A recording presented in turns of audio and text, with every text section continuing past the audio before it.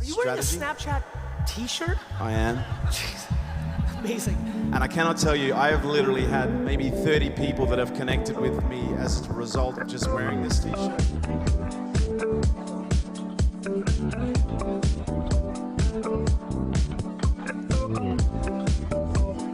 And this is where the social experiment really, I guess in many ways, does kick off, because we're getting right into this. You know, when cameras come out, people behave very differently to what they do normally.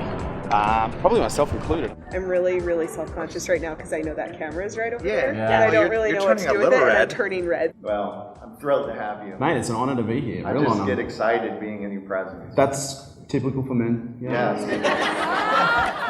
I can't wait till my next opportunity to present. It's great being one-on-one and all of that, but I got a lot out of it. That 1 hour at partner time, I think about it often. It's thank you. Impact, you know? That's really fun. And I can't remember shit else that I saw that whole week, you know? That's a compliment. Yeah. We'll have to get you out for Nailing Scarlet in Australia. I would love to. Yeah. Once I started to really do it, yeah. I was like, oh my gosh, it's a total cleanse. Yeah. Like, you feel so much better afterwards. Lighter. Because I actually started fasting in 2003, but you know, it's really interesting how we use food today. Like we don't often use food for nutritional purposes. We use it for emotional. And when you remove food from your environment, especially for like 7 to 10 days, like all the stuff that you've been using food to suppress just comes up and totally. Yeah, it's and the same thing happens even to a certain extent with a 24-hour fast. Like I absolutely. You were an emotional eater, or I used to be? I used to be much more of an emotional eater. Right. Okay. And I could afford it when I was 30. You know. Yeah, you're kidding, right? Now it kills me, so I can't do it. This is my snap code. So if you hold up your. I don't think I'm following on Snapchat. What? Is this like a QR code? Yeah. So it's probably the only appropriate use of a QR code. I am so out of it. When people give a feature, they immediately tell what the benefit is. Yeah. Feature benefit, feature benefit, feature benefit. And that's like watching a tennis match. Yeah. It hurts my head and I'm getting dizzy. Feature benefit, feature benefit. And that's what's called selling. Yes. It takes a professional to go, these are all the features. That's what it is. Here's all the benefits. That's what you'll get. And here's the value. That's how humans understand things. One of the things that we use in our process is to nail the hook point is we say to people, what is it that you bring to the table that would make us want to work with you? Yeah. Which often people aren't expecting, and it reverses the whole psychology and it gets them leaning in and starting to convince. And if they start to convince why, you're at the hook point and you can relax for a while. Yeah. Let them take care of their business. Hello, Snap Voyeurs. Look, I've got to tell you, I'm not big on networking comfortably. It's not normally my thing, but the best networking piece of advice I can give you, wear a Snapchat shirt. I have lost count how many times I've been approached with people trying to scan my shirt and just starting conversations about Snapchat, about business, and just about relationships. So, it's hilarious. So you guys work together? We just hang out. We met on Tinder. Tinder? Right. It was Grindr. Then Tinder. Yeah, we met actually at Computer Talk University a couple years ago. Sydney, Coogee. And everyone was, I would do a session, and then people were coming up to shake his hand between the breaks. I'm like, who's this?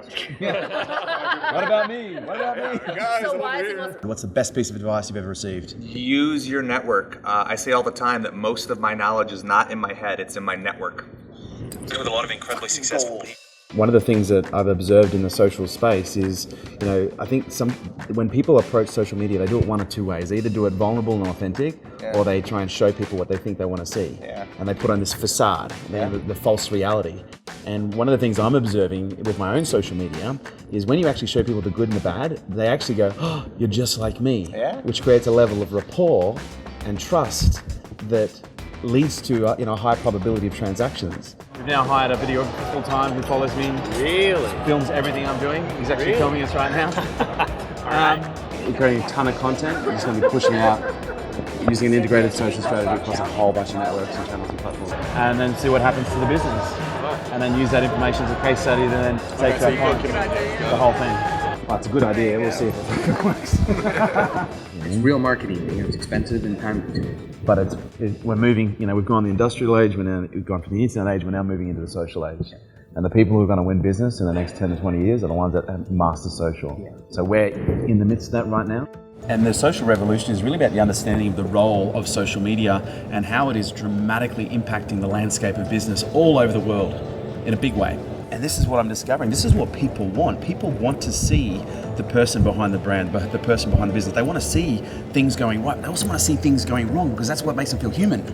Up till now, I've been someone who's really ignored social media. I've used paid social media or paid advertising on social very effectively, but I've really ignored social as a tool, as a mechanism for marketing and branding. And now that I'm diving into it, I'm really starting to see the importance of what I'm going to refer to as the authentic brand, the authentic business model. And what that does is that not only demonstrates authenticity, but it demonstrates a level of realness so that people can actually see that there is good and there is bad, and that it's not an all perfect world, there's a balance. There's an enormous amount of value in tragedy and failure, and when you can share that with your market, it humanizes you to them, and it is endearing, and it creates a high level of trust that most businesses don't have.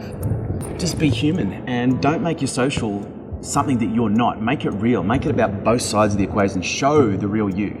But most people just want to share all the fucking good stuff that happens, and it makes all the public people think that they're fucked if they have a bad day because they only see the good stuff. Because that's one thing that small businesses have always had over large corporations is the value of the relationship. Right. And that's something your competition can never take away from you. 53% of our collective, and not teenage girls in Manhattan, 53% of the collective is spending time on social media. Oh, I'm sorry, social media, AKA the slang term for the current state of the internet.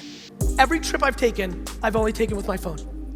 I now do everything I do on my phone. That's insane. But I stand here in front of you today, icon, caring about my brand forever, caring about my legacy forever, caring more about how I made my money than how much I made. That's who I'm looking for today. 3 to 9 of you that are willing to be patient, to be proud about when your kids look your name up on the internet in 30 years and realize you did it the right way instead of the wrong way. Gary, Kerwin Ray from Australia, mate. How are you? Hey, brother, how are you? Good to see you again. Yeah, good. Thanks for having me in Vegas that time. Mate, it was a pleasure. It has really changed the face of the way that we do business. Meaning, you're welcome. Meaning, in the first 10 days of being on Snapchat, we actually netted about $11,000 in sales. Let me hear that one more time. In our first 10 days of being on Snapchat, we netted about $11,000 in sales. Let me just help everybody understand what that is. That's called ROI, motherfuckers. Keep going. So that 11 grand came from no direct promotion whatsoever, just from snapbacks. Oh, weird. When you actually bring value, people are like, oh, this feels better than the douchery that everybody else is doing. Do you think it's possible to snap too much? If it's good, no. If it's not, yes. People will watch a 4-hour movie if it's great. Nobody's gone there and they're wrong. I might make one just to prove it.